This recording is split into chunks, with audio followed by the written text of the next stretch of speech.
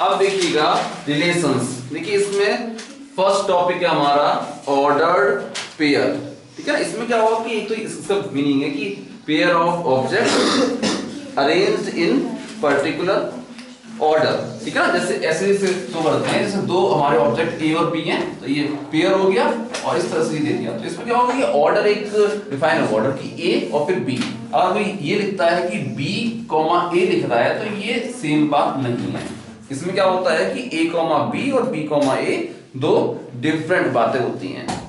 अरे बात समझ में, ठीक है ना। अगर कोई ऐसे कहे कि दो ऑर्डर्ड पेयर आपस में इक्वल है, जैसे ऐसे कहे कि x कॉमा वाई और ये a कॉमा बी, ये दोनों आपस में इक्वल हैं, ठीक है ना। अगर दो ऑर्डर्ड पेयर्स आपस में इक्वल हैं, इट मींस इनका फर्स्ट एलिमेंट आपस में इक्वल होंगे और इनके सेकंड एलिमेंट आपस में इक्वल होंगे। यानी x इक्वल होगा a के और y इक्वल होगा b के। तो इनफैक्ट क्या हो गया कि ये दिखती है एक इक्वेशन, इसमें इनफैक्ट दो इक्वेशन इन्वॉल्व हैं। इस एक इक्वेशन से दो अननोन सॉल्व कर सकते हैं, ठीक है ना।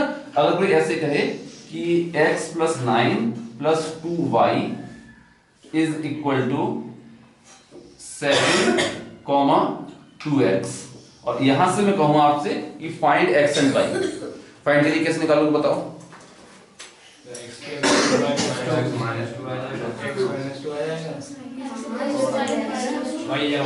आप कहेंगे ये इक्वल होगा इसके, it means x + 9 is equal to 7।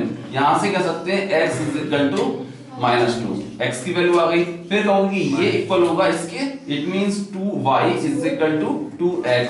यहां से कह सकते हैं y is equal to x और x की वैल्यू क्या थी? -2। तो ये सॉल्व हो गया, ठीक है ना। क्या होगा कि इस एक इक्वेशन से दो अननोन सॉल्व हो गए। ये होता है ऑर्डर्ड पेयर, ठीक है।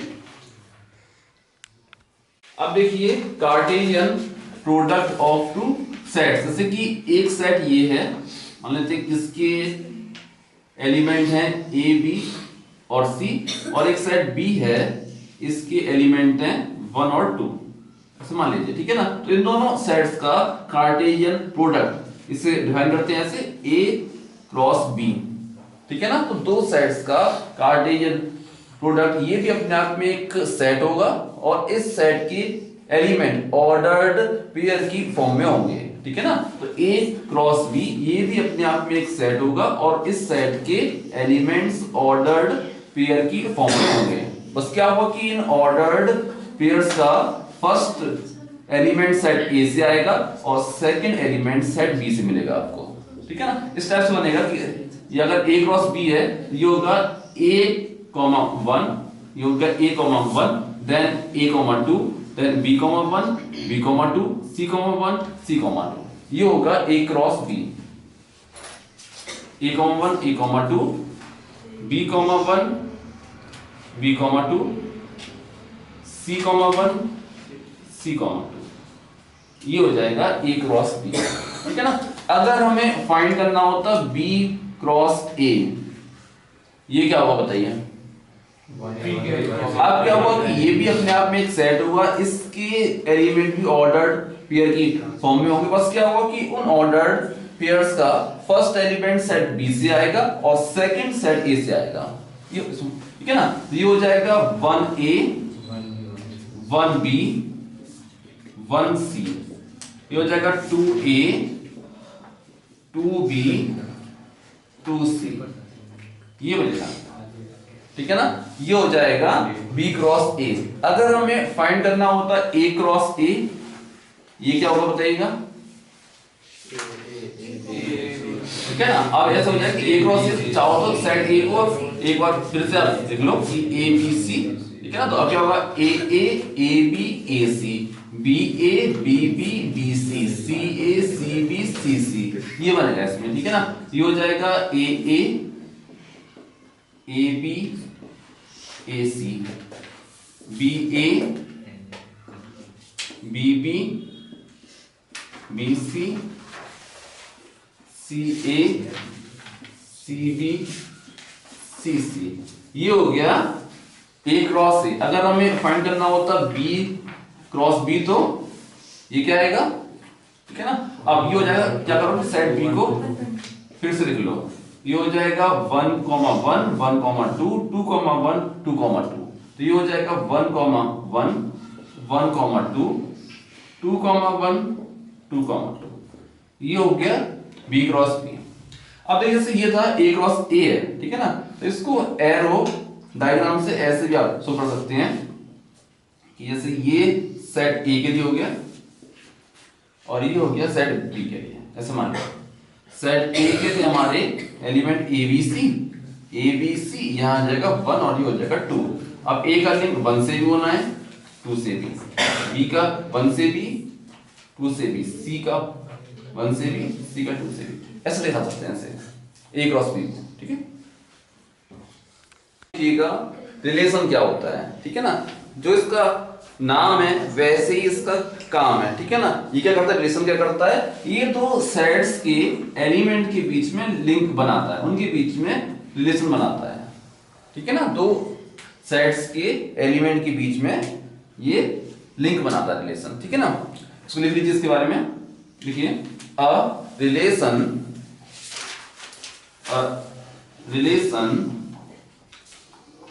From set A to set B is a subset of A cross B, ठीक है ना। अगर कोई रिलेशन है from set A to set B तो ये क्या होगा, ये सबसेट होगा A क्रॉस B का, ठीक है ना। जैसे ऐसे मान लीजिए सेट A था, इसमें एलिमेंट थे A B C, इसमें ऐसे मान लो 1 और 2 है, ठीक है ना।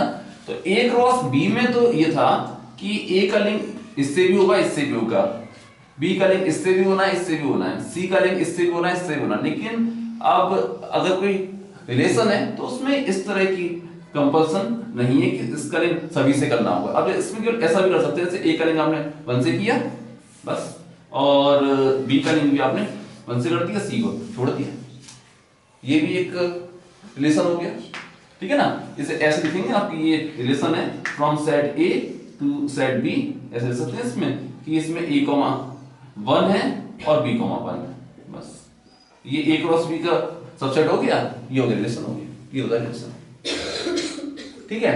फिर इसमें हम डिफाइन करते हैं डोमेन, कोडोमेन और रेंज,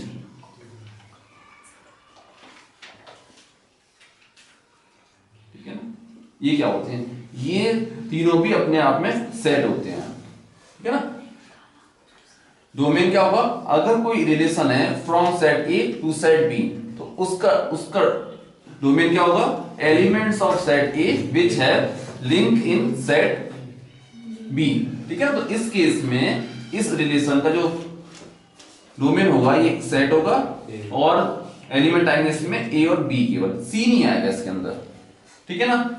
कोडोमेन क्या होता है, सेट B, ठीक है ना। तो इसमें सेट B आ जाएगा पूरा पूरा, 1 और 2 आ गए। रेंज क्या होता है, एलिमेंट्स ऑफ सेट B विच है लिंक इन सेट A, ठीक है ना। तो सेट B के ऐसे एलिमेंट जो कि पेयर्ड है वो आएंगे इसके अंदर, तो इसमें आएगा केवल 1। ये होता है डोमेन, कोडोमेन और रेंज। अब देखिएगा टाइप्स ऑफ रिलेशन।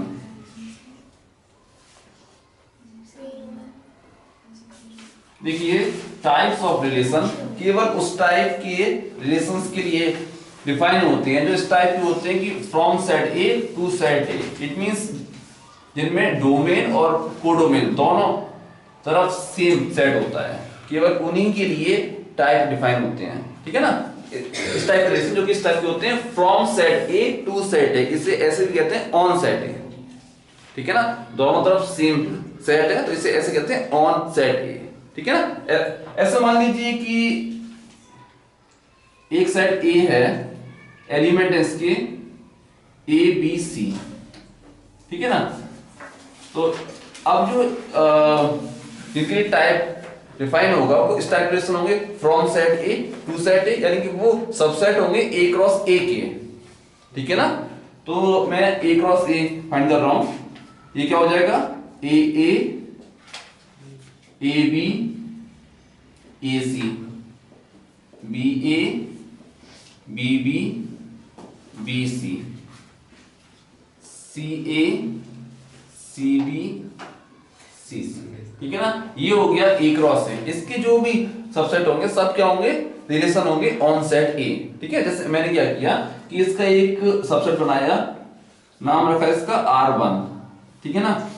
इसमें एलिमेंट लिए ए कॉमा ए, बी कॉमा बी और सी कॉमा सी, केवल ये 3 पेयर लिए हैं, ठीक है ना। आप देखेंगे कि सेट ए में 3 एलिमेंट थे ए बी सी। मैंने इस रिलेशन में जो भी एलिमेंट है उनका उनके साथ वाला पेयर ले लिया, इसके एक्स्ट्रा और कोई पेयर नहीं लिया, ठीक है। जो इस टाइप के रिलेशन होते हैं इन्हें कहते हैं आइडेंटिटी रिलेशन,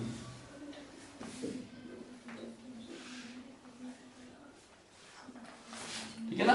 अब क्या होगा कि इनमें से अगर एक भी पेयर हम छोड़ते हैं तो ये आइडेंटिटी रिलेशन नहीं रहेगा, या इनके एक्स्ट्रा एक भी पेयर आप ऐड करते हो तो भी नहीं रहेगा, ठीक है। सेट ए में 3 थे एलिमेंट, उनका उनके साथ वाला पेयर आएगा, इनमें से एक भी पेयर आप छोड़ नहीं सकते, और इसके एक्स्ट्रा और कोई पेयर इसके अंदर आप ले नहीं सकते। इसे कहते हैं आइडेंटिटी रिलेशन। एक और मैंने इसका सबसेट बनाया, उसमें क्या किया कि ए क्रॉस ए के सारे एलिमेंट ले लिए, ठीक है ना। सेट इटसेल्फ तो अपना सेट इटसेल्फ तो सबसेट होता है, ठीक है ना। तो मैंने अब क्या किया कि ए क्रॉस ए का कैसा सबसेट लिया कि ए क्रॉस ए पूरा ही ले लिया, तो इसे कहते हैं यूनिवर्सल रिलेशन।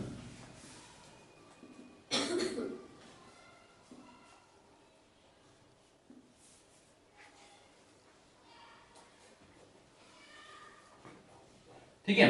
इसका एक और मैंने सबसेट बनाया, उसमें ए क्रॉस ए का एक भी एलिमेंट नहीं लिया, इट मींस एक नल सेट ये ले लिया, ठीक है ना। ये भी एक रिलेशन है, इसे कहेंगे नल रिलेशन।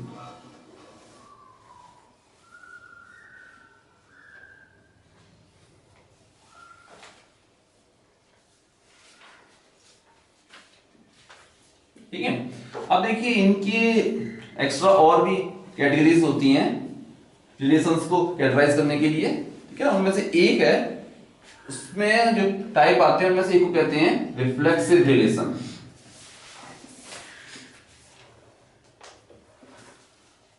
एक ऐसा रिलेशन, एक ऐसा सबसेट ए क्रॉस ए का जिसमें आइडेंटिटी रिलेशन के सारे एलिमेंट हों, ठीक है ना। इसके सारे एलिमेंट का आना मस्ट है, इनमें से कोई भी एलिमेंट आप छोड़ नहीं सकते, ठीक है ना। बस इसमें इतनी छूट रहती है कि इनके एक्स्ट्रा भी एलिमेंट आप ले सकते हो, ना लो तो भी चलेगा, और इससे एक्स्ट्रा कितने भी एलिमेंट आप ले सकते हैं, एक ले लो, 2 ले लो, या सारे ले लो, या एक भी ना लो। इसे आप कहेंगे रिफ्लेक्सिव रिलेशन। बस में ये होता है कि आइडेंटिटी रिलेशन के ये वाले सारे एलिमेंट इसके अंदर आने चाहिए, इसे कहते हैं रिफ्लेक्सिव रिलेशन। इनमें से कोई अगर मिस होगा तो फिर इसे रिफ्लेक्सिव रिलेशन नहीं कहेंगे, ठीक है। एक होता है रिलेशन, इसे कहते हैं सिमेट्रिक रिलेशन।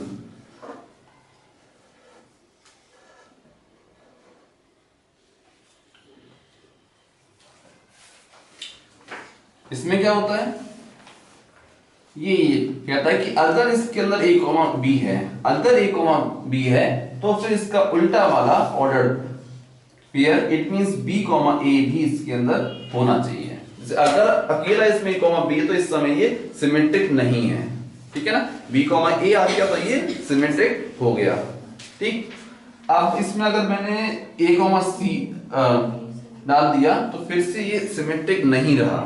ठीक है, इसमें ए कॉमा बी का उल्टा इसके अंदर है, लेकिन क्योंकि ए कॉमा सी का उल्टा नहीं है इसलिए ये इस समय से सिमेट्रिक नहीं कहेंगे, ठीक है ना। अब इसमें अगर सी कॉमा ए बी डाल दिया जाए तो ये अब सिमेट्रिक हो गया, ठीक है ना। अब बताइए अगर मैं इसमें ए कॉमा ए इसको दे दूं तो इस समय आप बताइए ये सिमेट्रिक है या नहीं है सिमेट्रिक, ठीक है ना। सबके उल्टे इसमें है, इसका उल्टा यही है, इसके अंदर है, अभी भी ये सिमेट्रिक है। ये होता है सिमेट्रिक रिलेशन।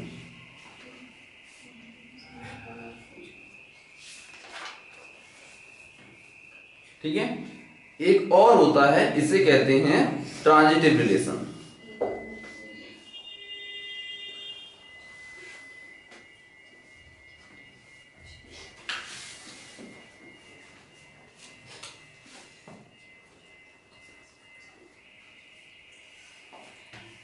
इसे थोड़ा सा ध्यान से सुनिएगा, ठीक है ना। इसमें कई चीजें होती हैं, ये सिंपल सिंपल थी, एक ही बात थी जो समझने वाली थी। इसमें दो तीन चीजें होती हैं जो हमें ध्यान रखनी पड़ती हैं, ठीक है ना। देखिए जैसे कोई भी रिलेशन इस टाइप का जिसमें केवल एक ऑर्डर्ड पेयर है, ठीक है ना, केवल एक ऑर्डर्ड पेयर है, तो वो हमेशा ट्रांजिटिव होता है। पहली बात क्या है इसमें कि अगर केवल एक ऑर्डर्ड पेयर है तो हमेशा ट्रांजिटिव होगा, ठीक। अच्छा, जैसे इसमें तो केवल ए बी सी अगर डी और होता है इसमें, अगर इन केस, तो इसमें एक पेयर और पॉसिबल था सी कॉमा डी, ये इसके अंदर आ गया, अभी भी ये ट्रांजिटिव है। ये कि मतलब नॉर्मली ट्रांजिटिव, हर रिलेशन नॉर्मली ट्रांजिटिव होता है। पहली बात तो होती होता है, नहीं होने के रीजन ढूंढने पड़ते हैं, ठीक है ना। ये था केवल इसके अंदर, अब भी ट्रांजिटिव था, एक और आ गया, अब भी ट्रांजिटिव है। नहीं होने का केवल एक रीजन है इसमें कि इस टाइप का अगर केस बन जाए, जैसे इसमें ए कॉमा बी है, ठीक है ना, फिर इसमें बी कॉमा सी आ जाए, मतलब ऐसा हो जाए कि पहले वाले ऑर्डर पेयर का जो सेकंड एलिमेंट था और सेकंड वाले ऑर्डर पेयर का फर्स्ट एलिमेंट मैच कर जाए, अगर सेम हो जाए, ठीक है ना। अब ये दोनों अगर मैच कर गए तो अब ये ट्रांजिटिव नहीं है, ठीक है ना। इस केस में ये ट्रांजिटिव नहीं है। अब इससे ट्रांजिटिव बनने के लिए कुछ रिक्वायरमेंट है इसकी, वो ये है कि अब इसे ए कॉमा सी रिक्वायर्ड है। अगर अब हमें से ए कॉमा सी और दे दें तो ये फिर से ट्रांजिटिव बन जाएगा। इस समय ये ट्रांजिटिव नहीं है। अगर मैंने इसे ए कॉमा सी दे दिया तो ये ट्रांजिटिव हो गया। ए कॉमा सी चाहिए, इसे सी कॉमा ए नहीं चाहिए, इसे ए कॉमा सी चाहिए। ए कॉमा सी जब इसे दोगे तो ये ट्रांजिटिव हो जाएगा, ये ट्रांजिटिव हो गया। आई बात समझ में? और देखिए थोड़ी सी इसकी, देखिए एक और मैंने रिलेशन बनाया, मानो मैंने लिया ए कॉमा बी लिया और बी कॉमा ए। क्या ये रिलेशन ट्रांजिटिव है इस समय? देखिए अकेला ए कॉमा बी था, इसके अंदर ट्रांजिटिव था।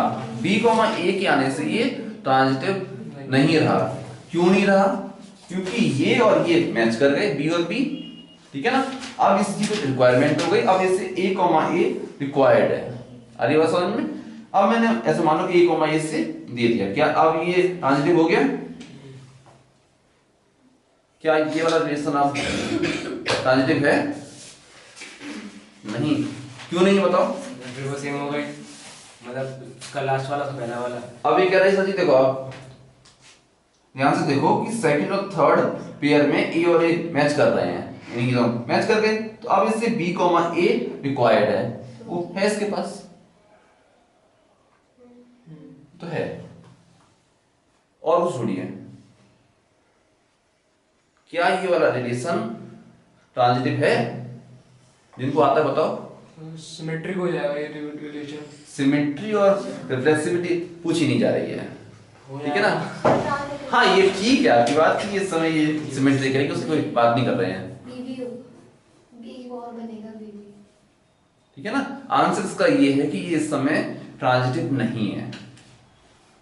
क्यों नहीं है? तो एक चीज होती है कि ऑर्डर्ड पेयर के अंदर आप एलिमेंट का ऑर्डर चेंज नहीं कर सकते हैं, ठीक है, लेकिन सेट्स के एलिमेंट का ऑर्डर चेंज कर सकते हैं। सेट के एलिमेंट किसी ऑर्डर में नहीं होते, उनका ऑर्डर आप चेंज कर सकते हैं। अगर हम ऐसा कर दें कि इन दोनों ऑर्डर्ड पेयर्स का ऑर्डर चेंज कर रहे हैं, इनके अंदर का एलिमेंट का ऑर्डर चेंज नहीं कर रहे हैं, बल्कि इस वाले पेयर को हम पहले लिखेंगे, इसको लिखेंगे बाद में। तो बी कॉमा ए को मैंने पहले लिख दिया और ए कॉमा बी को मैंने बाद में लिख दिया। तो अब क्या हो जाएगा कि अब ये मैच कर जाएंगे ए और ए। अब इसे बी कॉमा बी भी रिक्वायर्ड है, अब इसे बी कॉमा बी भी चाहिए। अकेले ए कॉमा ए से काम नहीं चलेगा, हमें बी कॉमा बी भी इसमें देना पड़ेगा। अब हो जाएगा ये ट्रांजिटिव हो गया। अब ट्रांजिटिव है ये, आएगा सब में थोड़ी थोड़ी ट्रांजिटिव के बारे में। ऑर्डर चेंज ना करे तो ऑर्डर चेंज करेंगे नहीं वो तो है, आप कहोगी नहीं वो तो इस तरह से कोई भी कर सकता है। और आप ये कहेंगे हम चेंज नहीं कर रहे, इससे कोई मतलब नहीं है, चेंज करना पॉसिबल है तो चेंज करना ही होगा आपको, इस चेंज करके भी चेक करना पड़ेगा। सर भाई जब बहुत सारे दिए ऑर्डर पेड़ तो कैसे करेंगे, चेंज करके रह जाएंगे फिर तो हम लगा दिए सर। थोड़ी सी प्रॉब्लम आती है, जैसे ये कि बहुत ज्यादा नहीं मिलेंगे, 7 8 9 से ज्यादा नहीं होते हैं, कम थोड़ी है अब बहुत ज्यादा होंगे इतना नहीं है, थोड़ा सीख लो इस चीज को, प्रॉब्लम इस टाइप की नहीं आती है, ठीक है ना। फिर क्या होता है कि या तो अगर बहुत ज्यादा ही होंगे तो उनमें कोई पैटर्न होगा जिससे आप पहचान लोगे, ठीक है ना। आगे अगर इस तरह से लिखे होंगे तो ज्यादा नहीं होंगे, ठीक है ना। ऐसे देखते हैं ट्रांजिटिव।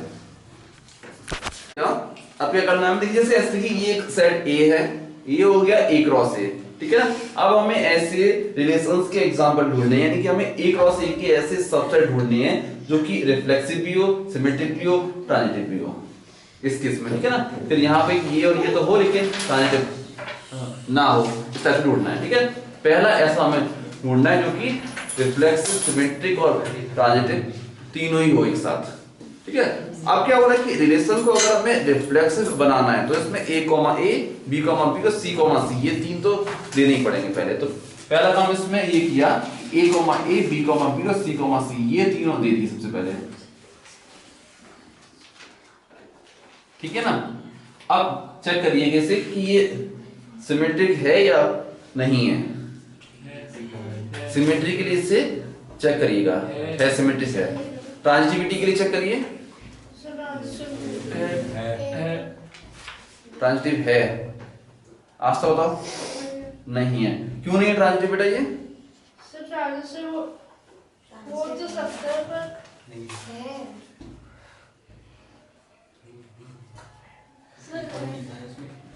ट्रांजिटिव के लिए बताइए करने कैसे? क्यों ये ट्रांजिटिव नहीं है, क्यों नहीं है ट्रांजिटिव बेटा ये?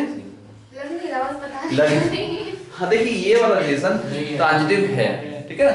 ट्रांजिटिव केवल उस केस में नहीं होता, यहाँ देखो सामने, ट्रांजिटिव केवल उस केस में नहीं होता जब a, b हो और b, c हो, ठीक है। दो ऑर्डर पेयर इस टाइप जो कि एक का सेकंड एक का फर्स्ट एलिमेंट मैच कर रहा हो, वो केस कहाँ है इसमें? सब डिफरेंट है, ये a है, इसमें b है, b है, c है, मैच ही नहीं कर रहा कोई, ठीक है ना। इस केस में इसे कहते हैं कि ये ट्रांजिटिव है। आई बात समझ में, ठीक है। यही हो गया एग्जांपल, ठीक है ना। अच्छा अब देखिए, अब इसको देखिए, अब ऐसा ढूंढना है जो कि रिफ्लेक्सिव हो, सिमेट्रिक हो लेकिन ट्रांजिटिव ना हो, ठीक है ना। रिफ्लेक्शन कैसे हुआ ये हाँ रिफ्लेक्सिव ऐसे हो गया कि इसमें सेट ए के जितने भी एलिमेंट थे उनका उनकी साथ वाला पेयर है, तो इसमें ए, बी और सी क्या देखिए रिफ्लेक्सिव में ये होता है कि आइडेंटिटी रिलेशन, देख सुनिए, रिफ्लेक्सिव में ये होता है कि आइडेंटिटी रिलेशन के सारे एलिमेंट आने चाहिए, उनमें से कोई एलिमेंट मिस नहीं होना चाहिए। हाँ उसके एक्स्ट्रा एलिमेंट हो भी सकते हैं और नहीं भी हो सकते हैं, ठीक है ना। ये होता है चाहे हो या ना हो, तो ये रिफ्लेक्सिव है, ठीक है ना। ये हो गया। अब इसकी बात करते हैं, यानी इस टाइप का चाहिए जो कि रिफ्लेक्सिव हो, सिमेट्रिक हो लेकिन ट्रांजिटिव ना हो। अब रिफ्लेक्सिव हो तो इट मींस ये तीन एलिमेंट देने पड़ेंगे पहले, ठीक है ना। ये तीन एलिमेंट देकर के मैंने इसे रिफ्लेक्सिव बना दिया, ये रिफ्लेक्सिव हो गया, ठीक है ना। सिमेट्री के लिए इसे चेक करिएगा,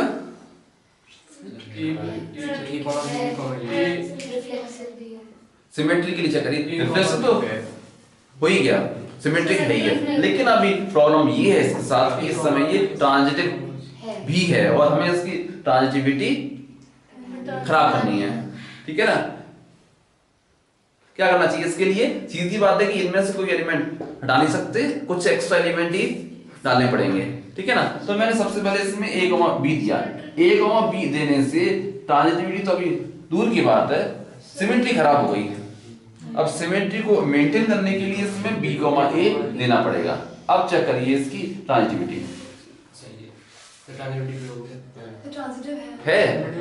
है का मतलब ये है कि अभी और एलिमेंट डालने पड़ेंगे क्योंकि हमें ट्रांजिटिविटी की बिगाड़नी थी, ठीक है ना। अभी है ट्रांजिटिव। पूछो ना। इसमें क्या हुआ कि बी और बी मैच कर गए, ए कॉमा ए रिक्वायर्ड है हमारे पास।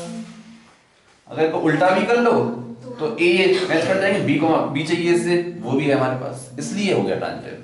बाकी ए और ये मान लो ए बी, इसमें देखोगे ए और ए मैच कर गए तो ए बी चाहिए, वो है, सब है, ठीक है ना, इसलिए ये वाला रिलेशन अभी ट्रांजिटिव है। तो मैंने क्या किया इसमें कि इसे अब बी कॉमा सी दे दिया। अब बी कॉमा सी देने से क्या हुआ कि इसकी सिमेट्री खराब हो गई। अब सिमेट्री को मेंटेन रखने के लिए इसको मैंने सी कॉमा बी दे दिया, सिमेट्री आ गई लौट के, ठीक है ना। ट्रांजिटिविटी अब देखिएगा फिर से ट्रांजिटिव हो गया, देखना चेक करना, फिर ट्रांजिटिव हो गया, नहीं है ट्रांजिटिव ये अब। ये हमारा एग्जांपल हो गया पूरा। क्यों नहीं है वो ढूंढते हैं, क्यों नहीं करने का बताओ सर। क्योंकि वहाँ पे ए और बी को नहीं है और बी सी चाहिए, बी सी भी नहीं है। यहाँ देखिए इसमें ए कॉमा बी है और बी कॉमा सी है, इनको देखिएगा। अब ये बी और बी मैच कर रहे हैं, अब कहिए इसे ए सी चाहिए, कहीं नहीं ए सी, ऐसे भी देख लेते हैं, ठीक है। ऐसा थोड़ा ना कि बिल्कुल ये गाइस बगल में ही हो, आगे पीछे भी हो सकते हैं, और सेट के एलिमेंट हो तो आप आगे पीछे कर सकते हैं ना। अगर इन दोनों को साथ साथ में लिख लें तो अब इसे ए कॉमा सी चाहिए, वो इसके पास है नहीं है, तो ट्रांजिटिव तो ऐसे ही होता है, ठीक है ना। ये हो जाएगा फॉर एग्जांपल। अब देखिए इसके लिए हम एग्जांपल ढूंढते हैं, यानी कि हमें ऐसा एक रिलेशन चाहिए जो कि रिफ्लेक्सिव हो, सिमेट्रिक ना हो, लेकिन ट्रांजिटिव हो, ठीक है ना। रिफ्लेक्सिव हो इट मींस ये तीन एलिमेंट देने पड़ेंगे हमें। अगर रिफ्लेक्सिव रखना है हमें तो ये a comma a, b comma b और c कॉमा c, ये तीन एलिमेंट देने पड़ेंगे, ये दे दिए, रिफ्लेक्सिव हो गया। अब क्या करना था कि इसकी सिमेट्री बिगाड़नी थी। क्या करें इसके लिए, कुछ भी जोड़ दो। तो हमने क्या करा कि इसमें a कॉमा b दे दिया, सिमेट्री इसकी बिगड़ गई। ट्रांजिटिविटी के बारे में बताइए इसमें, ट्रांजिटिव इसमें है या नहीं है? ये वाला नहीं है ट्रांजिटिव, क्यों नहीं है ट्रांजिटिव? जो कह रहे हैं कि नहीं है, बी कॉमा सी आना चाहिए, बी कॉमा सी चाहिए इसे, क्यों चाहिए बी कॉमा सी बेटा? शायद क्यों क्यों बता रहे हो? तो बताओ आशीष। नहीं सर चाहिए, नहीं सर मैं कह रही है सही है। मैं आपको बताता हूँ कि ये समय ये ट्रांजिटिव है। क्यों है ट्रांजिटिव? जैसे ये हो गया कि a कॉमा a के साथ ये वाला a मैच कर रहा है, आप भी कह सकते हैं, ठीक है ना। तो a कॉमा b रिक्वायर्ड है, वो है। बाकी और बाद में दिया और बाद में क्या बाकी अगर ऐसे कोई कहे कि a कॉमा b है और ये b कॉमा b को इसके बाद में लिखते हैं अगर, तो b कॉमा b मैच कर जाएंगे, फिर से a कॉमा b रिक्वायर्ड है, वो है हमारे पास। तो अल्टीमेटली ये कि ये वाला रिलेशन ट्रांजिटिव है, यानी कि ये हमारा एग्जांपल हो गया, ठीक है ना। इस और कर लेते हैं, कर लेते। चलो अब देखिएगा हमें एक ऐसा एग्जांपल ढूंढना है, ये तीन कल कर लिए थे, इसे कर रहे हैं। अब एक ऐसा एग्जांपल ढूंढना है जो कि रिफ्लेक्सिव ना हो, सिमेट्रिक हो और ट्रांजिटिव हो, ठीक है ना। रिफ्लेक्सिव ना हो तो इन तीन को लेने का जो एक झंझट था कि ए बी बी और सी सी, उनका कोई चक्कर नहीं है, ठीक है ना। अब इसे सिमेट्रिक रखना था, पहले एक कोई एलिमेंट लेते हैं, ठीक है ना। सिमेट्रिक रखना था तो क्या, मैंने तो ये ले लिया, केवल a कॉमा a ले लिया बस। मैंने अभी केवल एक ले लिया, इसमें a कॉमा a ले लिया। इस समय ये सिमेट्रिक है या नहीं है? है सिमेट्रिक। ट्रांजिटिव है या नहीं है? देखिए केवल एक अगर पेयर है तो ऑलवेज ट्रांजिटिव होता है, ठीक है ना। तो इस समय ये सिमेट्रिक भी है, ट्रांजिटिव भी है। रिफ्लेक्सिव के लिए a b b और c c तीनों का होना जरूरी था, हमने केवल एक लिया इसमें a कॉमा a, तो इस समय ये रिफ्लेक्सिव नहीं है। हो गया एग्जांपल, शॉर्टेस्ट एग्जांपल हो गया, खत्म। और भी पॉसिबिलिटीज हैं, ठीक है ना। तो ये जो सबसे सिंपल वाला था वो ये है, आपने और किए होंगे उससे तो वो सही हो, ठीक है ना, ये भी हो सकता है एक तो। ठीक है, ये हो गया। अच्छा, इसके एक्स्ट्रा कोई एक और एग्जांपल दो, कोई और आपने किया हो किसी ने? ये नहीं है इस टाइप। हाँ, एक लिखिए तो ए हो गया, तो बी भी हो जाए, सी सी तो नहीं बने। और कोई एक्स्ट्रा देना चाह रहा हूं ए बी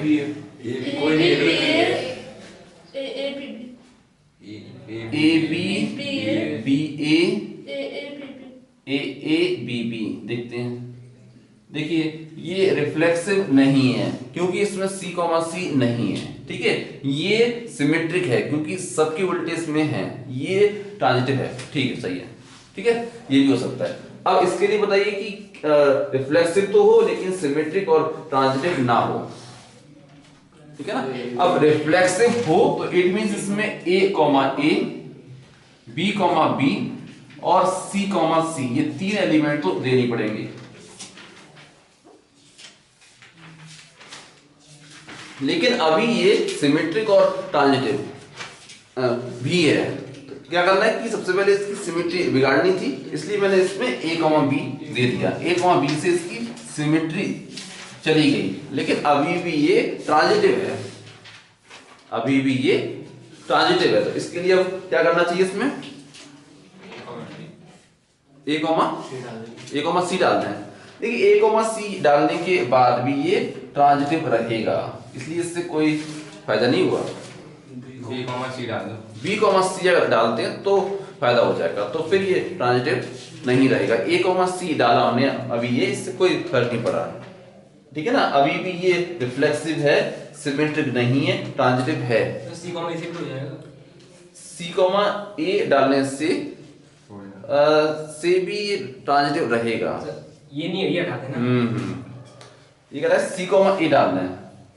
सी कॉमा ए डालने से क्या होगा कि इसको पहले लिखते हैं, इसको बाद में लिखते हैं, तो अब ये ट्रांजिटिव नहीं रहा। ये ठीक है एग्जांपल, ये आप कह सकते हैं इसमें, ठीक है ना, ये कह सकते हैं। सी कॉमा ए आप दे सकते हैं इसमें, क्यों? क्योंकि अगर हम क्या करें कि इन ऑर्डर्ड पेयर्स का ऑर्डर चेंज करते हैं, इसको पहले लिखते हैं, सी कॉमा ए को पहले लिखते हैं और ए कॉमा बी को बाद में लिखते हैं, तो अब ये होगा कि ए और ए मैच कर जाएंगे, सी कॉमा बी रिक्वायर्ड होगा इसे, वो इसे हम देंगे नहीं, तो ये ट्रांजिटिव नहीं रहेगा, ठीक है। तो ये एग्जांपल इसका ठीक था, ये हो गया एग्जांपल। अच्छा, अब इसके लिए देखिएगा कि रिफ्लेक्सिव ना हो, सिमेट्रिक हो लेकिन ट्रांजिटिव ना हो। इसके लिए बताइए, ए बी बी ए, हाँ ठीक है, ए बी बी ए, ठीक है, ए बी और बी ए, ये दो दे दिए, ठीक है। इनसे अब क्या हो गया कि ये रिफ्लेक्सिव नहीं है क्योंकि इसमें ए कॉमा ए नहीं है, ये सिमेट्रिक है क्योंकि ए बी का उल्टा बी इसके अंदर है, ठीक है ना। ये ट्रांजिटिव नहीं है क्योंकि इससे अब ए कॉमा ए रिक्वायर्ड है, वो हम देंगे नहीं इसे, तो ये सही हो गया एग्जांपल, ठीक है, ये हो गया। इसके लिए बताइएगा कि रिफ्लेक्सिव ना हो, सिमेट्रिक ना हो लेकिन ट्रांजिटिव हो। ए बी बी सी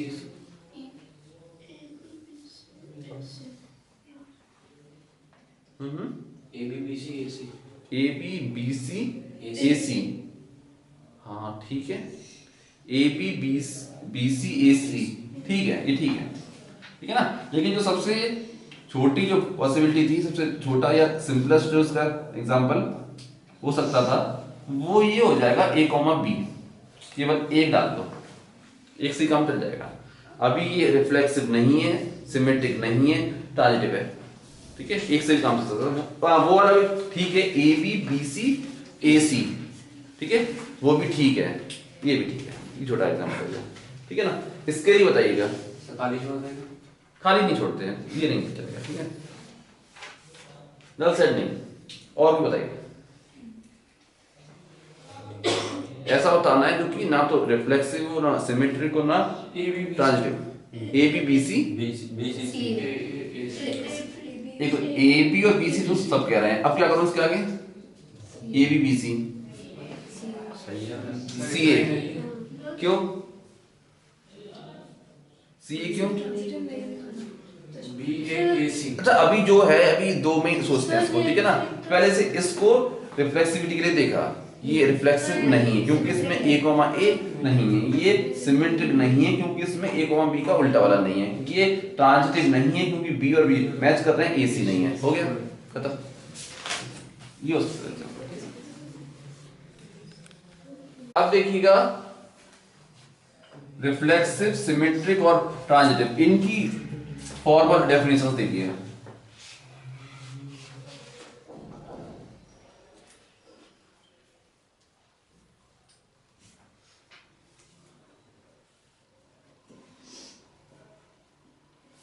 देखिए इसमें लिखिए a relation R in set A is called reflexive. कब कहेंगे इसे आप reflexive? If a comma a belongs to relation R for all values of small a belongs to set A। ठीक है ना, यानी कि सेट A में जितने भी एलिमेंट्स हैं सबका उनके साथ वाला पेयर इस रिलेशन को बिलोंग करना चाहिए, तब इसे कहेंगे कि ये वाला रिलेशन रिफ्लेक्सिव है। ठीक है ना। अब देखिए कब कहोगे कि ये वाला रिलेशन सिमेट्रिक है? If a comma b belongs to R implies that b comma a also belongs to R for all values of a b belongs to set A। ठीक है ना। मीनिंग क्या हुआ कि अगर कोई रिलेशन सिमेट्रिक है, इट मींस अगर उसमें a कॉमा b है तो b कॉमा a भी जरूर होगा। a कॉमा b का उसमें होना ये इंप्लाई करता है कि उसमें b कॉमा a भी होगा फॉर ऑल a b। ठीक है ना। कब कहोगे कि ये वाला रिलेशन ट्रांजिटिव है?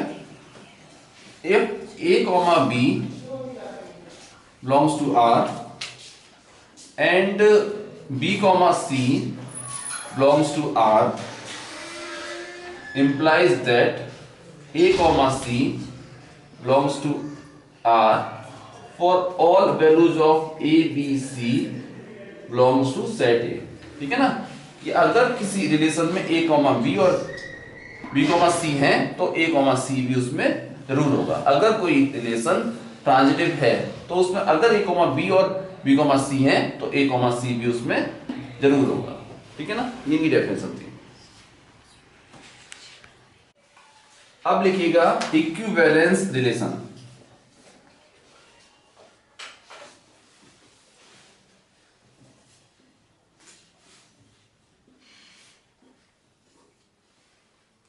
इसमें लिखिएगा अ रिलेशन आर, इसमें लिखिए a relation are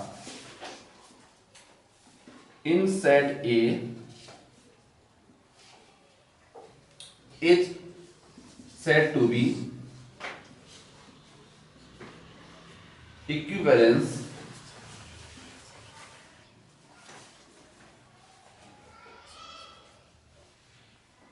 relation if R is reflexive,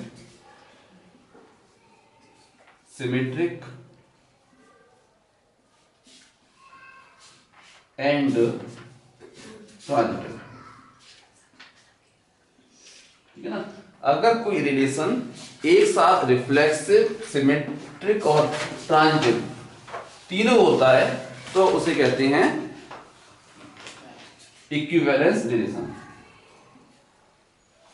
ठीक है ना, उसे कहेंगे इक्विवेलेंस रिलेशन। ठीक है ना। जैसे कि आइडेंटिटी रिलेशन वो एक इक्विवेलेंस रिलेशन होता है क्योंकि वो रिफ्लेक्सिव, सिमेट्रिक और ट्रांजिटिव तीनों होता है। ऐसे ही एक तो ये हो गया हमारे पास एग्जांपल आइडेंटिटी रिलेशन और एक हो गया यूनिवर्सल रिलेशन। ये दोनों ही इक्विवेलेंस रिलेशन होते हैं। और भी पॉसिबल है, ये दो तो होते ही होते हैं। ठीक है ना। अब देखिएगा equivalence, classes of equivalence relation. ठीक है ना। लिखिएगा इसमें let R be equivalence relation, इसमें लिखिएगा let R be equivalence relation in A, in set A, ठीक है ना, इन ए। अब लिखिए इसके आगे let a belongs to set A, then the equivalence class of a, then the equivalence class of A, comma denoted by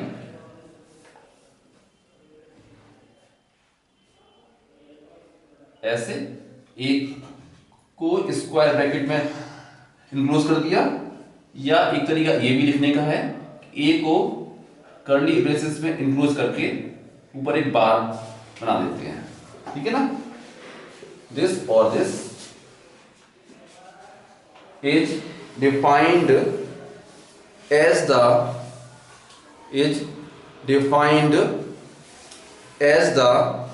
set of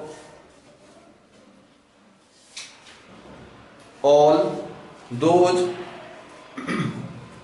elements of, defined as the set of all those elements of A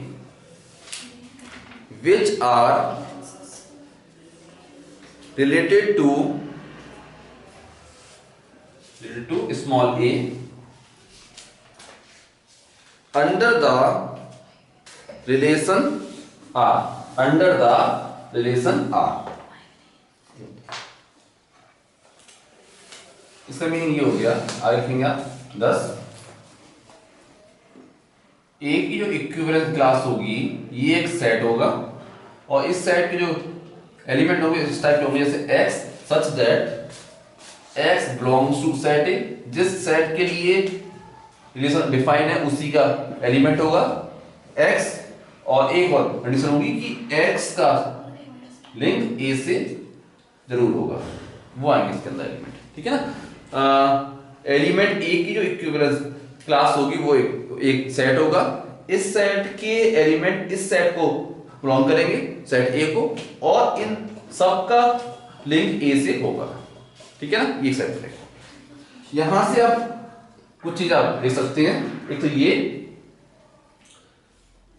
जैसे एक example लेते हैं, ऐसे मान लो कि एक relation है are इस टाइप से कि a comma b such that a minus b modulus is even, ऐसे मान लीजिए। अब इस और ये डिफाइन है on set A, set A के एलिमेंट हैं 1 2 3 4 एंड 5। अब हम अगर इसमें 1 की इक्विवेलेंस क्लास लिखें, क्या बनेगी ये एक सेट होगा, इसमें वो एलिमेंट्स आएंगे जिनको हम एक के साथ जिनको हम 1 के साथ लिंक कर सकते हैं, ठीक है ना। डिफरेंस आना चाहिए इवन, तो इस केस में आप ले सकते हैं इसमें 1 3 और 5। ऐसे ही अगर हम 2 की इक्विवेलेंस क्लास फाइंड करें तो इसमें आएगा 2 और 4 आ जाएगा। ऐसे 3 के लिए इसमें आ जाएगा 1 3 और 5, ठीक है, और 4 के लिए ये हो जाएगा 2 और 4 आएगा इसमें, और 5 के लिए 5 में आएगा इसमें 1 3 और 5, ठीक है ना। यहां से आप कुछ चीजें आप नोटिस कर सकते हैं, वो ये है, एक तो इसमें पहली बात वो ये है कि अगर B किसी एलिमेंट A की इक्विवेलेंस क्लास का एलिमेंट है, ठीक है ना, if B belongs to equivalence class of A, then this implies that A is also element of equivalence class of B, ठीक है ना। अगर B A की इक्विवेलेंस क्लास का एलिमेंट है तो A फिर B की इक्विवेलेंस क्लास का एलिमेंट होगा। जैसे 1 की इक्विवेलेंस क्लास में 3 है तो 3 की इक्विवेलेंट क्लास में 1 जरूर होगा, ठीक है ना, पहली बात। एक चीज और यहां से आप देख सकते हैं, if B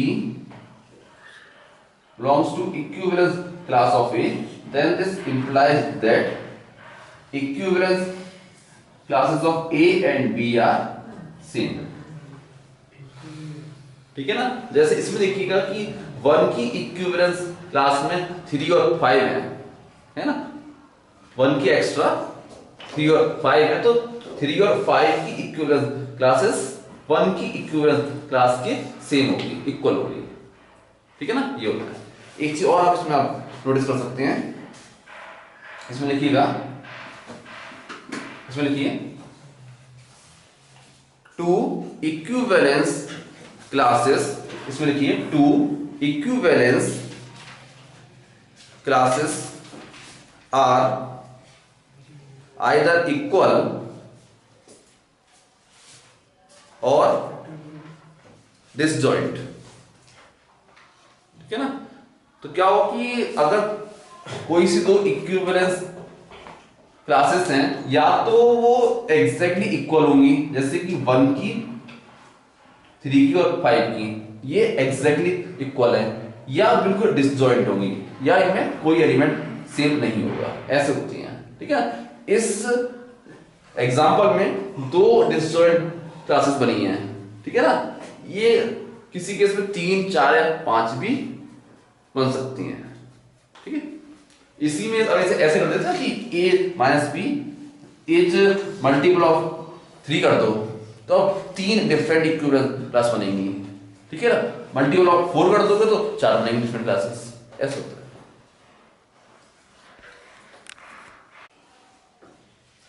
देखिएगा, इसके एक रिलेशन था, हमें इसके लिए रिफ्लेक्सिविटी, सिमेट्री और ट्रांजिटिविटी चेक करनी थी, ठीक है ना। सबसे पहले हमने चेक करी इसकी रिफ्लेक्सिविटी। इसमें क्या करते हैं कि जहां पर बी होता है वहां पर भी ए रख करके कंडीशन को चेक किया जाता है, ठीक है। इसमें हमने देखा कि क्योंकि ए इज लेस देन और equal to a, it is true, तो हम कह सकते हैं कि a, a belongs to relation R1 for all values of a belongs to set of real number R. तो this implies that this relation is reflexive, ये हो गया, ठीक है ना। अब बात करते हैं इसमें सिमेट्री की,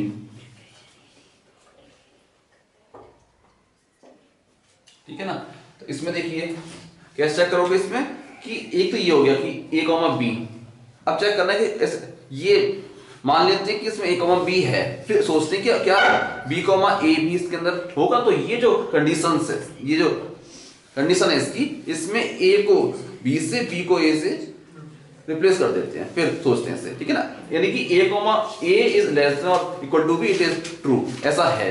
तो क्या b इज लेस देन और इक्वल टू a, ये ट्रू होगा for all a b, for all a b, किसी एक दो केस में नहीं, फॉर ऑल a b नहीं होगा, ठीक है ना। जब भी आप ये कहो कि ये वाला रिलेशन सिमेट्रिक नहीं है, या रिफ्लेक्सिव नहीं है, या ट्रांजिटिव नहीं है, तो इस केस में हम केवल एक एग्जांपल देकर के काम चला सकते हैं, ठीक है। जब भी हम ये कहते हैं नहीं है, तो केवल एक काउंटर एग्जांपल सफिशिएंट होता है इसे नॉट प्रूव करने के लिए, लेकिन एग्जांपल से इसे कभी रिफ्लेक्सिव या सिमेट्रिक प्रूव नहीं कर सकते। उस केस में आपको एक जनरल सॉल्यूशन ही प्रोवाइड करना पड़ेगा, ठीक है ना।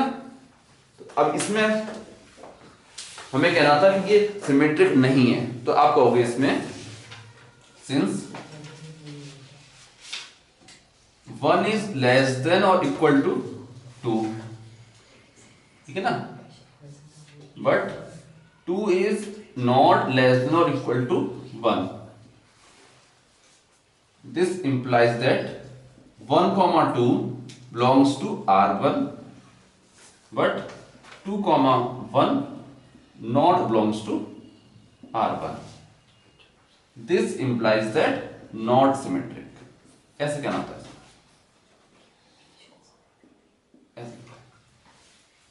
ठीक है ना। इसमें क्या हो रहा है कि इसमें 1, 2 तो इसमें आएगा, लेकिन 2,1 इसके अंदर नहीं आएगा, तो ऐसे शो करना होता है। 4,4 हाँ वो भी दे सकते हैं, इसमें इनफाइनाइट एग्जांपल पॉसिबल है, उसमें मैंने एक लिया है कोई सा। वो तो 4 और 5 भी ले सकते हैं आप। 4,4 तो हो जाएगा।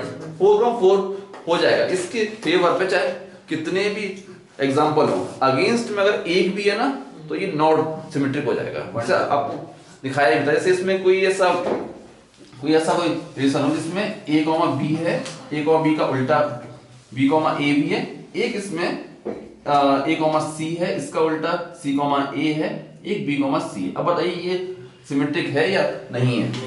नहीं है। क्यों नहीं? a, b का उल्टा इसमें है तो AC का उल्टा है, तो इससे कोई मतलब नहीं है, इनके उल्टे हैं, लेकिन कोई एक भी अगर ऐसा होगा जिसका उल्टा वाला पेयर नहीं होगा तो इसे आप कहोगे नॉट सिमेट्रिक। ठीक है ना? तो ठीक है कि 4,4 का उल्टा इसमें है, लेकिन अगर 1,2 का उल्टा नहीं है तो इसे कहेंगे नॉट सिमेट्रिक। ठीक है ना? 1 2 की जगह A भी रख दें या 1 2 ही रखें? 1 2 ही लीजिए। अब बात करते हैं इसकी ट्रांजिटिविटी की।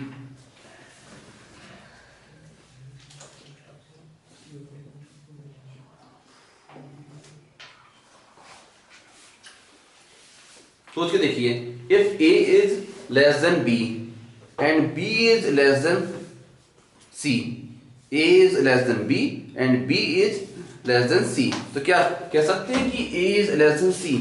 अगर कोई दे दे आपको कि A इज लेस देन और equal to B and B is less than और इक्वल टू C, क्या इन दोनों से ये बात कह सकते हैं कि A इज लेस देन और equal to C for all A B C? ठीक है ना? अगर A B से छोटा है और B C से छोटा, तो A तो C से छोटा होगा ही। ठीक है ना? बस इस बात को इट मींस ये वाला रिलेशन ट्रांजिटिव है। ठीक है ना? ये तो कंफर्म हो गया। लिखते कैसे हैं इसको वो देखिए। अब इसमें क्या करते हैं कि दो पेयर आप मान लेंगे कि वो इसके अंदर हैं, और यूज जैसे A B और B C, उनको आप मान लेंगे कि वो इसके अंदर हैं, उन्हें यूज करते हुए और इसकी डेफिनेशन को यूज करते हुए ये प्रूव करना होगा कि A, C भी इसके अंदर है। ठीक है ना? आप मान लेंगे इसमें, या आप लेंगे if A, B belongs to R1 and B, C belongs to R2। ठीक है ना? ये दोनों इसके अंदर है, ये आपने मान लिया, या अगर ये इसके अंदर है तो ठीक है ना? then this implies that A is less than or equal to B, and this implies that B is less than or equal to C. These two inequations implies that A is less than or equal to C. This implies that A, C belongs to relation R1। ठीक है ना? A, B और B, C को हम मान के चले थे, हमने A, C को प्रूव कर दिया, then this implies that this relation is transitive। ऐसे प्रूव करना होगा। अब देखिए इसमें ये एक रिलेशन था, ठीक है ना, कि A, B such that A minus B is multiple of 4। ठीक है? सबसे पहले इसकी हमें रिफ्लेक्सिविटी चेक करनी थी। कैसे चेक करते हैं इसमें कि B की जगह भी A हम रख देते हैं, तो इसमें हमने B की जगह हमने A रखा, तो ये हो जाएगा A माइनस A इन क्या हो गया, 0 हो जाएगा। 0 is multiple of 4। This statement is true. In fact 0 is multiple of every number. ठीक है ना? तो यहां आप ऐसे कहोगे, since A minus A is equal to 0, which is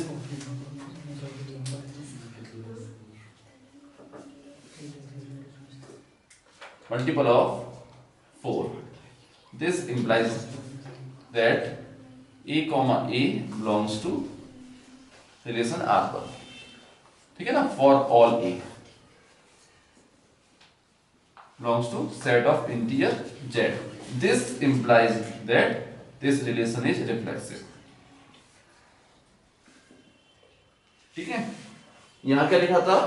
reflexivity. अब लिखते हैं कि रिलेशन रिफ्लेक्सिव है। ठीक है? ऐसी यहां सिमेट्री चेक करेंगे। ठीक है ना? तो इसमें आप लिखेंगे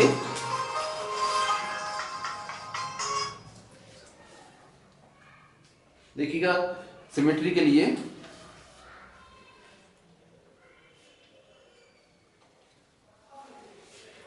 देखिए इसमें आप कहोगे let a comma b belongs to R1. This implies that a minus b is multiple of 4, या ऐसे कर सकते हैं कि a minus b is equal to 4 lambda, ठीक है ना। अब लैम्डा क्या है, लैम्डा कोई इंटीजर है, ऐसे कह दिया, ठीक है ना। अब देखिए this implies that b minus a is equal to 4 minus lambda, कह सकते हैं ये बात, ठीक है ना। अब अगर लैम्डा कोई इंटीजर है तो माइनस लैम्डा भी कोई इंटीजर होगा। So this implies that b comma a belongs to relation R1, ठीक है। शुरू में हमने a कॉमा b कॉमा लेके चले थे, b कॉमा a को हमने प्रूव कर दिया। सो this implies that this relation is symmetric, ऐसे प्रूव करते हैं।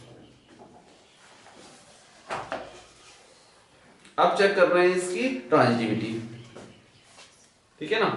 इसमें कहोगे आप let a comma b belongs to R1 and b comma c belongs to R1, ठीक है ना।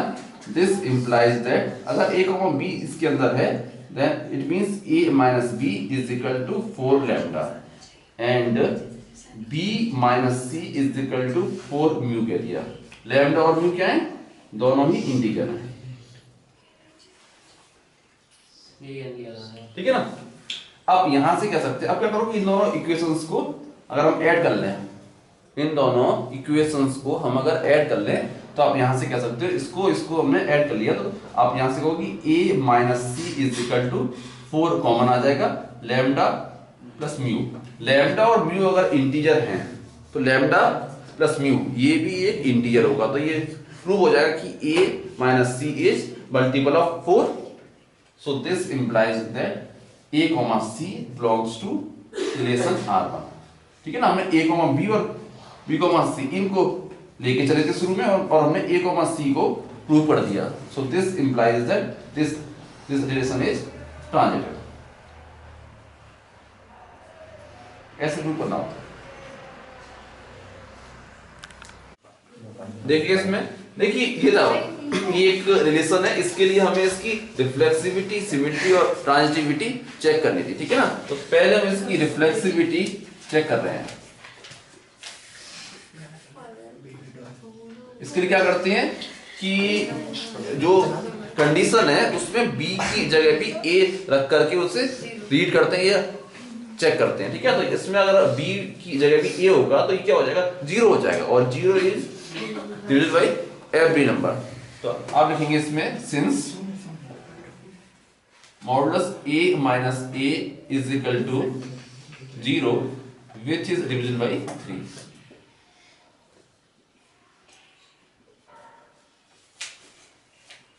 ठीक है ना। This implies that a comma a belongs to relation R1 for all values of a belongs to set of integer. This implies that this relation is reflexive. ऐसे करना होता है, ठीक है। अब चेक करते हैं इसकी सिमेट्री। इसमें कैसे करते हैं, इसमें मान लेते हैं कि a comma b belongs to relation R1, ऐसे मान लिया। अब क्या करना है हमें कि इसे यूज करते हुए ये प्रूव करना होता है कि b कॉमा a भी इस रिलेशन में है, ठीक है ना। If a comma b belongs to R1 then this implies that modulus a minus b is equal to 3 lambda. Lambda क्या है, इंटीजर, ठीक है ना, ये हो गया। अब यहां से कह सकते हैं आप this implies that b minus a modulus ये भी क्या होगा 3 लैम्डा, ठीक है ना। मॉड के अंदर अगर इनका ऑर्डर आप चेंज कर रहे हैं तो कोई फर्क नहीं आएगा। अब this now this implies that b comma a belongs to this relation R1, ठीक है ना। This implies that this relation is symmetric, ऐसे हो जाता है।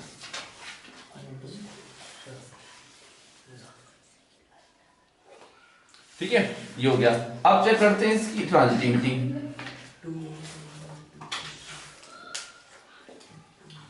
इसमें कैसे करेंगे, ठीक है ना। इसमें क्या करते हैं, इसमें हम मान लेते हैं कि let a comma b belongs to R1 and b comma c also belongs to R1। अब इसे यूज करते हुए हमें ये प्रूव करना होता है कि a comma c belongs to R1। Now this implies that modulus a minus b is equal to 3 lambda and modulus b minus c is equal to 3 mu। lambda और mu दोनों इंटीजर हैं। Set of integer के लिए i या z कोई भी आप use कर सकते हैं, ठीक है ना। ये हो गया।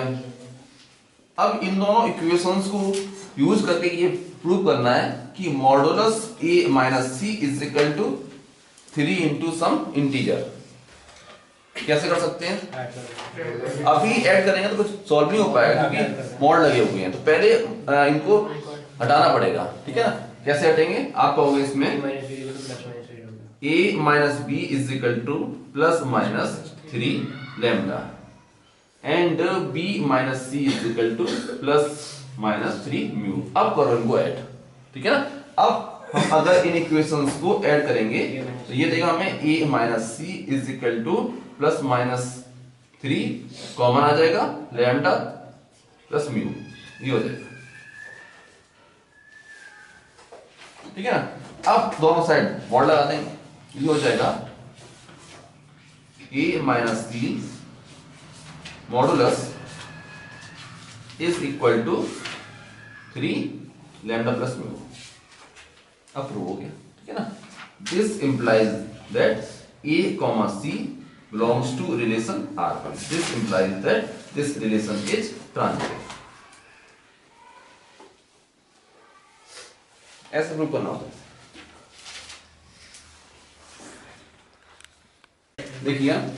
देखिए इसमें कह रहा है कि एक रिलेशन है इस टाइप का कि इसमें दो लाइंस हैं L1 और L2। इनका लिंक उस समय होगा जब ये दोनों आपस में पैरेलल होंगी, ठीक है ना। तो आप इसमें कहेंगे, सबसे पहले हम इसकी रिफ्लेक्सिविटी चेक कर रहे हैं। अब कहेंगे since every line is parallel to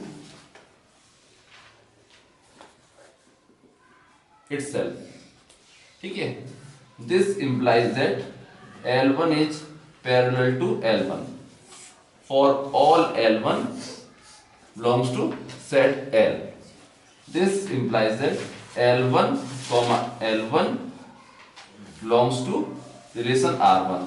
This implies that this relation is reflexive. ऐसे प्रूव हो गया, ठीक है ना। अब बात करनी है सिमेट्री की, ठीक है। तो इसमें हम मान लेंगे let L1, L2 belongs to relation R1। अब क्या करना है कि इसे यूज करते हुए ये प्रूव करना है कि L2, L1 is also belongs to relation R1।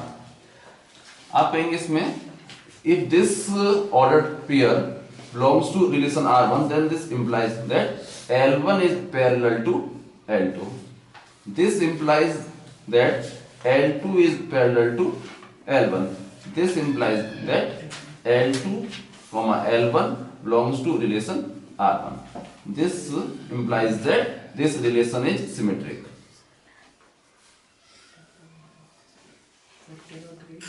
ये प्रूव हो गया, ठीक है ना।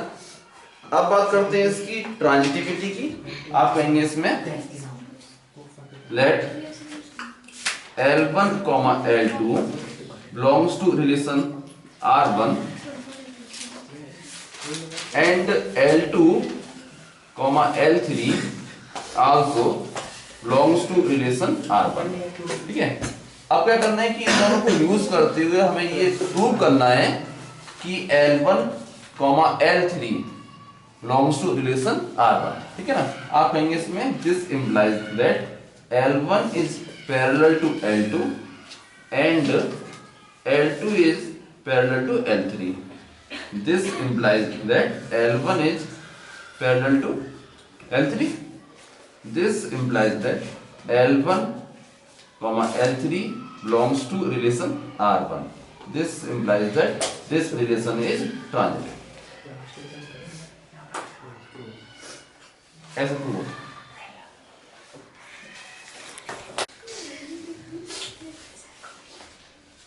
इसमें देखिएगा फिफ्थ क्वेश्चन में, इसमें कहता है कि लाइंस L1 L2 इनका लिंक तब होगा जब दोनों एक दूसरे के परपेंडिकुलर होंगे। ठीक है ना, इसके लिए अभी हम चेक कर रहे थे रिफ्लेक्सिविटी। ठीक है ना, अब देखेंगे कोई भी लाइन अपने ही परपेंडिकुलर नहीं हो सकती। ठीक है ना, तो आप कहेंगे इसमें since no line can B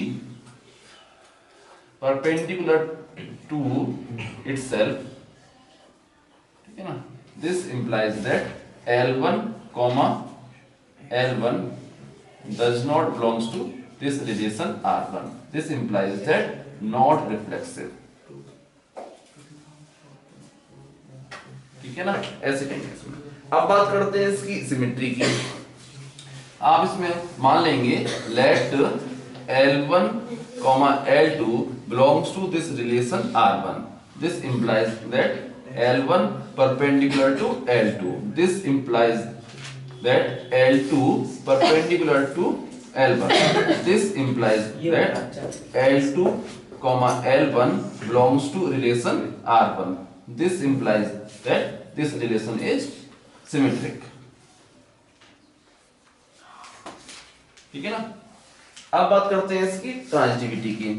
ठीक है ना, आप कहेंगे इसमें let L1, L2 belongs to relation R1 and L2, L3 also belongs to relation R1. This implies that L1 is perpendicular to L2 and L2 is perpendicular to L3. This implies that L1 is parallel to L3, या ऐसे कर सकते हैं कि L1 is not perpendicular to L3. This implies that L1, L3 does not belongs to relation R1. This implies that not transitive.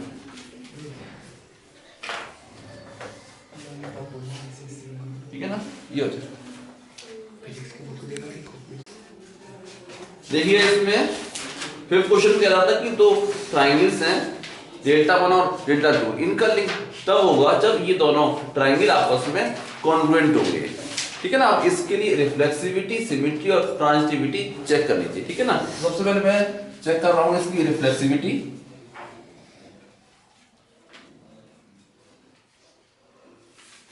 इसमें कहना था मैं कि since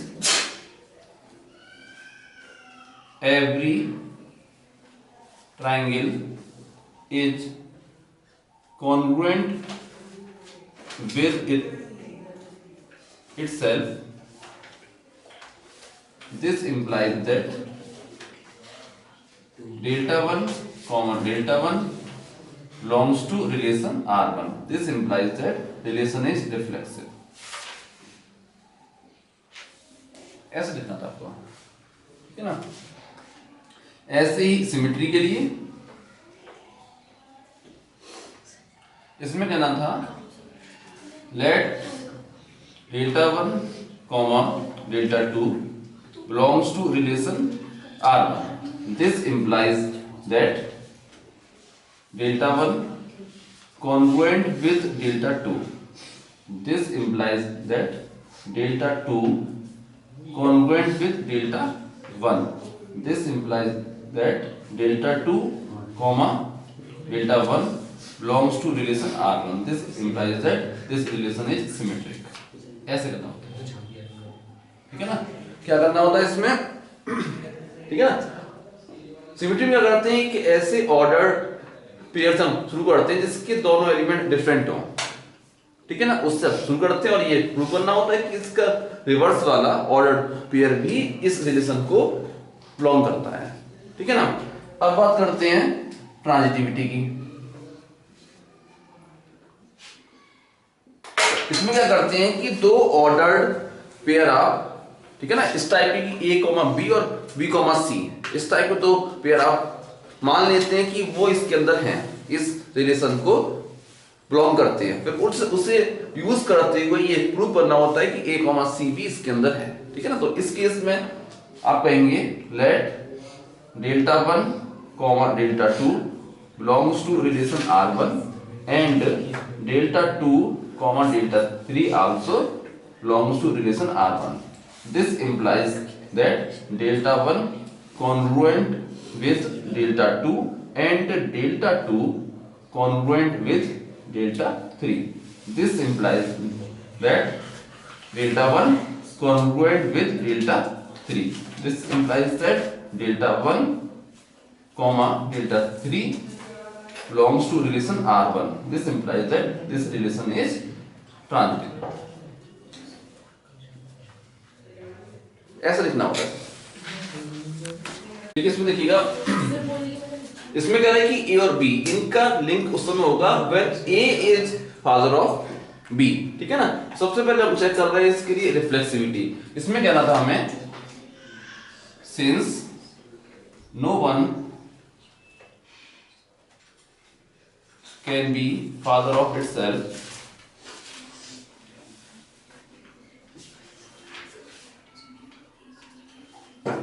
this implies that a comma a does not belongs to relation R1. This implies that not reflexive, ठीक है। फिर बात करते हैं सिमेट्री की, ठीक है ना। आप कहेंगे इसमें late a comma b belongs to relation R1. This implies that a is father of b. This implies that b is not father of a. This implies that b comma a does not belongs to relation R1. This implies that not symmetric. ठीक है। अब बात करते हैं transitivity की। इसमें कहेंगे let a comma b belongs to R1 and b comma c also belongs to R1. This implies that A is father of B and B is father of C. This implies that A is not father of C. This implies that A comma C does not belongs to relation R1. This implies that not transitive. ये करना है।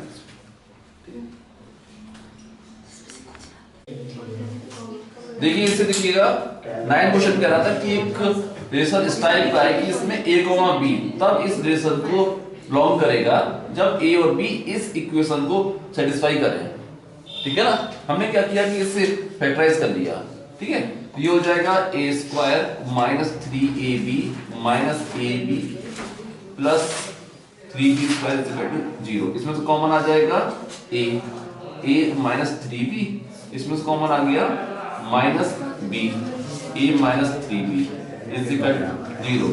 आप यहां से कर सकते हैं a minus b हो गया एक तो, और एक हो गया a minus 3b is equal to 0, ठीक है। इसमें दो चीज आई, या तो a इक्वल होता है b के या a इक्वल होता है 3b के, ठीक है ना। या तो a इक्वल होगा b के या a इक्वल होगा 3b के, यानी कि ऑलवेज, यानी कि हमारे पास हमेशा एक पॉसिबिलिटी है कि a इक्वल हो b के, a और b आपस में इक्वल हो। अगर a और b आपस में इक्वल है तो वो हमेशा इस इक्वेशन को सेटिस्फाई करेंगे।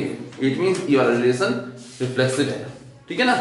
या जैसे सबसे पहले बात हम करते हैं इसमें रिफ्लेक्सिविटी की। इससे आप ऐसे भी कर सकते हैं कि इस इक्वेशन में b की जगह भी a को रख दीजिए। आप कहेंगे सिंस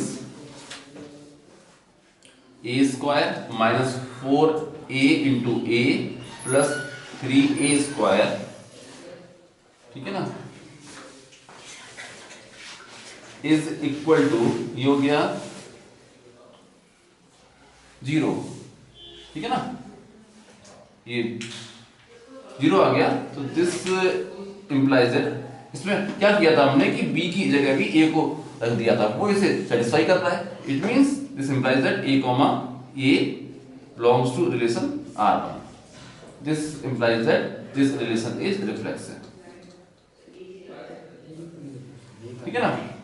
अब बात करते हैं इसकी सिमेट्री के लिए। अब देखेंगे इसमें इस टाइप का भी एक केस पॉसिबल है कि a इक्वल होता है 3b के, ठीक है ना, 3 टाइम्स b। एक केस लेके चलते हैं, अगर b की वैल्यू 1 हो तो उस केस में a क्या होगा 3। इट मींस 3,1 इस रिलेशन को बिलोंग करेगा, ठीक है ना। लेकिन इसका उल्टा करते हैं, अगर आप करते हैं 1,3 करेंगे तो वो इसे बिलोंग नहीं कर पाएगा, ठीक है। तो बस यही कहना था इसमें कहेंगे सिमेट्री में कहेंगे since 3,1 belongs to relation R1 but 1,3 does not belongs to relation R1, this implies that this relation is not symmetric, ठीक है ना। ऐसे कर सकते हैं। ऐसे ही अब बात करते हैं ट्रांजिटिविटी की, ठीक है ना। अब इसमें आपको दो इस टाइप के पेयर ढूंढने होते हैं कि ए बी और बी सी वो तो इसके अंदर हो लेकिन ए सी इसके अंदर ना हो। अगर आपको कहना है कि नॉट ट्रांजिटिव कहना है इसमें, देखो इसमें इस टाइप का पॉसिबिलिटी है, जैसे ए 3b, ठीक है ना, जैसे ए और बी वाला हो गया, ए 3b हो गया, फिर क्या होगा, एक होगा b और c वाला होगा लिंक। इसमें क्या होता है कि ऑर्डर्ड पेयर में जो एलिमेंट पहले आता है वो सेकंड वाले का 3 टाइम्स होता है, इस टाइप का। इसमें ऐसे लेके चलते हैं कि सेकंड वाला जो पेयर है उसका ये सेकंड एलिमेंट है, इसको ले लिया 1, तो अब ये क्या होगा 3।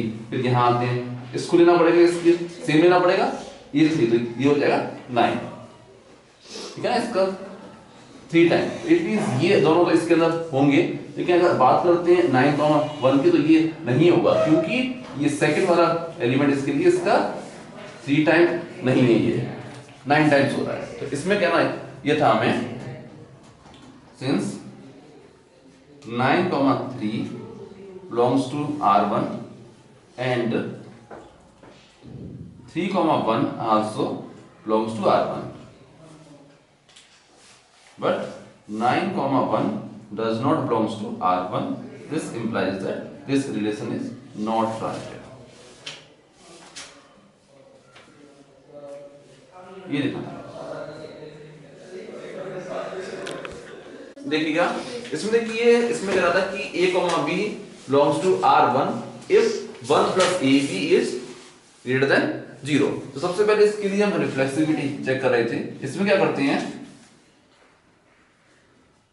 इसमें क्या करते हैं कि b की जगह भी a रख करके इस इक्वेशन को, इस कंडीशन को चेक करते हैं, ठीक है ना। तो हमने b की जगह भी इसमें a रखा, इससे चेक किया, यानी कि 1 plus a square is greater than 0। ये ट्रू है for all values of a. आप कहोगे which is true, which is true for all values of a belongs to set of real number, ठीक है ना। This implies that a, a belongs to relation R1, this implies that reflexive, this relation is reflexive,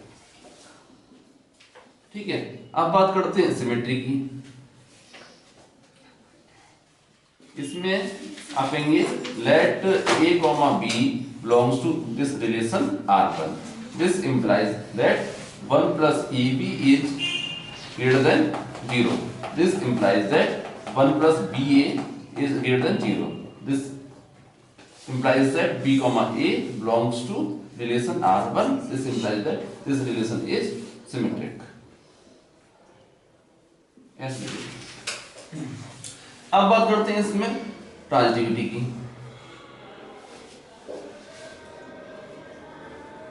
ठीक है ना, ये सोचना पड़ता है इसमें कि ये ट्रांजिटिव है या नहीं है।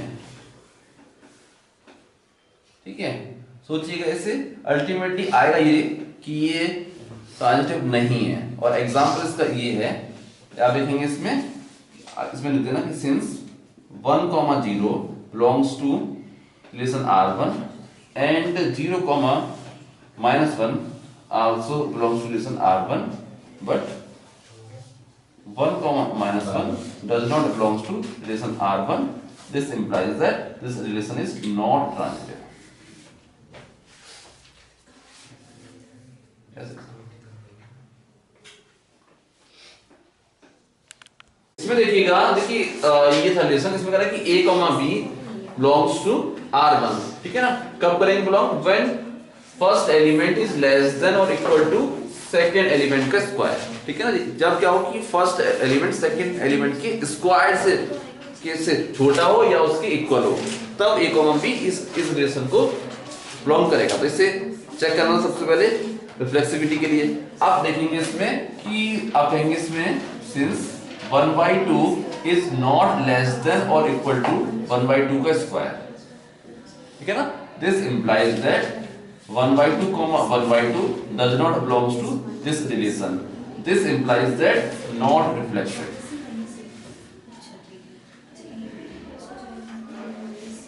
ठीक, अब बात करते हैं सिमेट्री की। आप कहोगे इसमें since 1 is less than or equal to 2 का square, but 2 is not less than or equal to 1 का square. This implies that 1, 2 belongs to relation R1, but 2, 1 does not belongs to this relation R1. This implies that not symmetric. ठीक है ना, ऐसे ही transitivity के लिए आप कहोगे इसमें सिंस 15, आप कहोगे इसमें कि 15 इज लेस देन और इक्वल टू 4 का square and 4 is less than और इक्वल टू 3 का square, but 15 is not less than और इक्वल टू 3 का square. This implies that 15, 4 belongs to R1 and 4, 3 also belongs to R1, but 15, 3 does not belong to this relation R1. This implies that not transitive.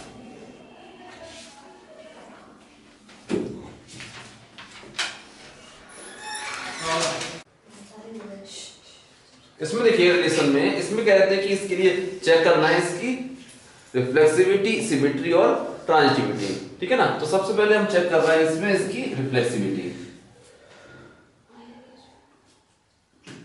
देखिए इसमें कहेंगे आप since 1/2 is not less than और equal to 1/2 का cube. ठीक है, this implies that 1/2, 1/2 does not belongs to this relation. This implies that not reflexive.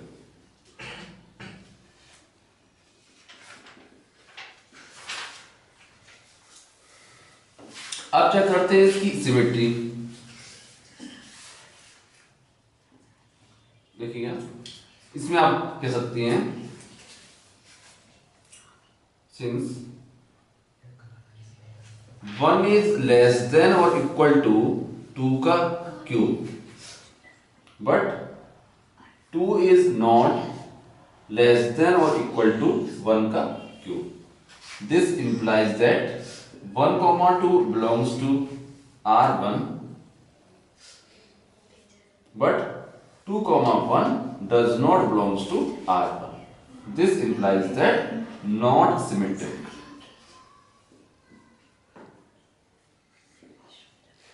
ठीक है, अब देखिए ट्रांजिटिविटी।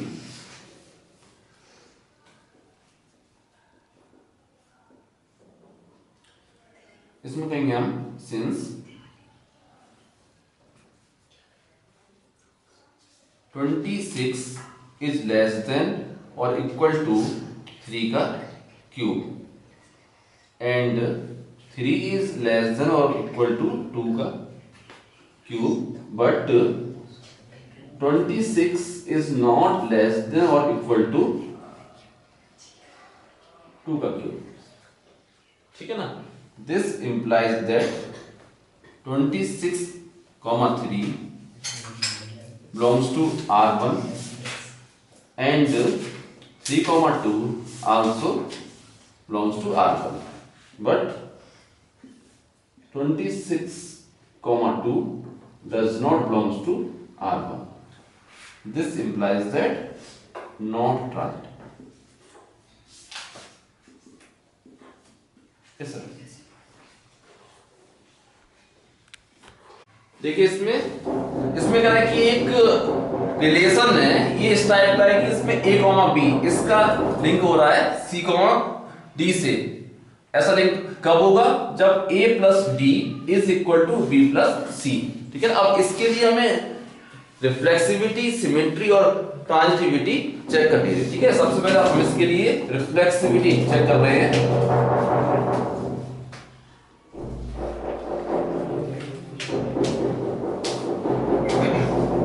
देखिए इसमें आप कहेंगे सिंस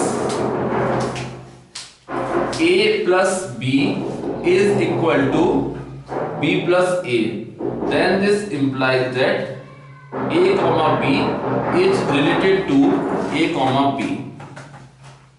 ठीक है। क्योंकि ऐसा होता है इसलिए हम कह सकते हैं कि a, b का लिंक a, b से, क्योंकि अगर इसका लिंक इससे तो it means a plus b is equal to b plus a। ठीक है ना। ये ऐसा है तो इट मींस ये ट्रू होगा। Now this implies that this relation is reflexive.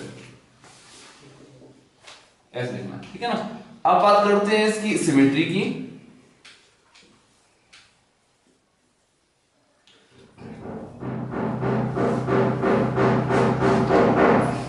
इसमें कहेंगे कि let a, b is related to c, d। a, b का लिंक c, d से है। अब इसे यूज करते हुए हमें ये प्रूव करना है कि c, d इसका लिंक a, b से है। अगर a, b इसका लिंक c, d से है then this implies that a plus d is equal to b plus c. Now this implies that इस साइड को लिख दिया कि b plus c is equal to a plus d और this implies that c plus b is equal to d plus a। इससे हम कह सकते हैं कि c, d is related to a, b। क्योंकि अगर a, c, d का लिंक a, b से होगा it means c plus b is equal to d plus a। ऐसा इसमें है। ठीक है। तो अगर इससे ये कह सकते हैं तो इससे ये भी कह सकते हैं। ठीक है ना। ये हो जाएगा। क्या था कि हमने शुरू में हम मान के चल रहे थे कि a, b इसका लिंक c, d से है और हमने इससे यूज करते हुए प्रूव कर दिया कि c, d इसका लिंक a, b से है। Now this implies that this relation is symmetric. ठीक है ना। ऐसा हो जाएगा। अब देखिएगा ट्रांजिटिविटी।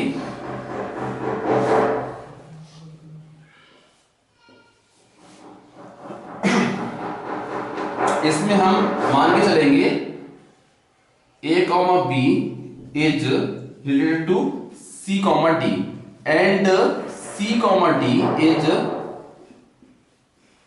To e, f। ऐसे मान लिया। ठीक है ना। Now this implies that a plus d is equal to b plus c and this implies that c plus f is equal to d plus e। ठीक है ना। हमें एक्चुअल में क्या प्रूव करना है कि a, b का लिंक e, f से है। इट मींस हमें क्या प्रूव करना है कि a plus f is equal to b plus e। हमें शो करना है कि a plus f is equal to b plus c। अगर ये हमने प्रूव कर लिया तो इससे ये हम कह सकते हैं, है ना। देखिए अब क्या करो इसमें कि यहां से होगी a minus b is equal to c minus d, ऐसे यहां से कहो कि c minus d is equal to e minus f, ठीक है ना। ये भी c माइनस डी, ये c माइनस डी, ठीक है ना। It means a minus b is equal to e minus f। यहां से कह सकते हैं this implies that a minus b is equal to e minus f। इससे कह सकते हैं कि a plus f is equal to b plus e। इससे कह सकते हैं a comma b is related to e comma f. This implies that this relation is transitive. ऐसे हो जाएगा।